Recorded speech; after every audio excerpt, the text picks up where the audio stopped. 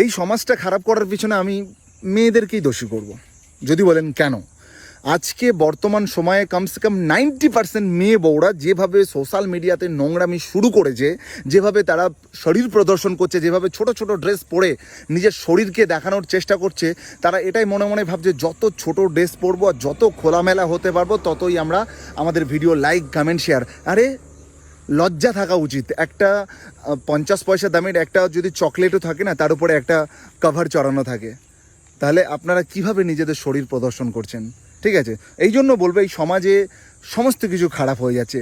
আবার ছেলেরা হয়তো কোনো বাজে কমেন্ট করলে তারা আবার বলে তোমাদের বাড়ির মা বোন নেই বা তোমাদের নজর খারাপ ছেলেদের। একটা কথা বলুন, আমরা সাধারণ ঘরের ছেলে মেয়ে, তো আমাদের ঘরে মাও আছে, বোন আছে, কিন্তু আপনাদের মতন অসভ্য মহিলারা নেই আমাদের বাড়িতে। ইয়েস, আমাদের বাড়ির বউ মেয়েরা কখনো এরকমভাবে নাঙ্গা নাচ করে না, সোশ্যাল মিডিয়াতে নিজের শরীর প্রদর্শন করে না। আপনাদের বাড়ির বাবা মাকে দেখতে হবে তারা আপনাদেরকে কী শিক্ষা দিয়েছে।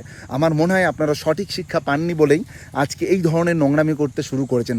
আপনাদের ফ্যামিলি, ভাই বোন, দাদা দিদি তারা আছে বেঁচে যে আপনাদের ভিডিওস দেখে, তাদের ছেলে মেয়েরা তারা বড় হয়ে কী নোংরামি শুরু করেছে। এগুলো বন্ধ করুন, সুস্থ একটা সমাজকে গড়ে তুলুন।